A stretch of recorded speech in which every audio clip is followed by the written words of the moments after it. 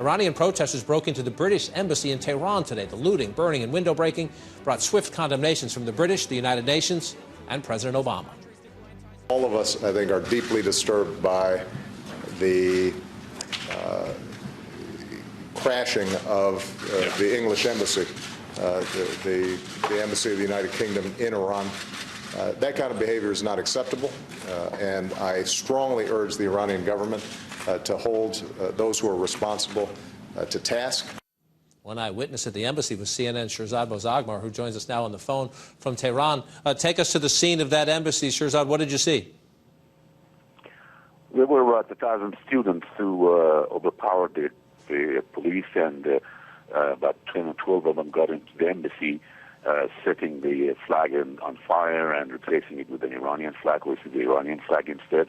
And then they went inside the building itself and brought out some documents and set fire to them. This happened when I saw this myself, and then at another compound of the embassy, the summer residence of the ambassador in North Tehran, about 200 students apparently had gone in there too, and practically done the same thing, and maybe held about 6 of the embassy staff at bay until police arrived and went inside and freed them and got the students out. And when you give that vivid description, what did the students say publicly about why they decided to take this dramatic action? Well, they had planned to do this about 2 or 3 days ago. They had announced it, and the reason was that they wanted to protest against British foreign policy vis-a-vis Iran, and they condemned Britain for allying itself with the United States in imposing sanctions on Iran for its nuclear program. They also accused Britain of, for a long time, of interfering into Iran's internal affairs, and they wanted to expedite the expulsion of the British ambassador from Tehran.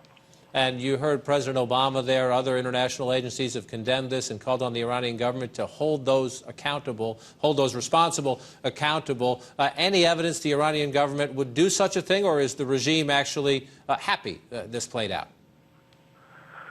Well, the man who actually was the author of the bill that was passed by Parliament that led to the downgrading of relations by Iran, its relations with the United Kingdom, Mr. Alaeddin Bourujerdi, said that the act by the students symbolized and crystallized the pure feeling that they had against the machinations of Britain against Iran throughout the history of the relations between the two countries.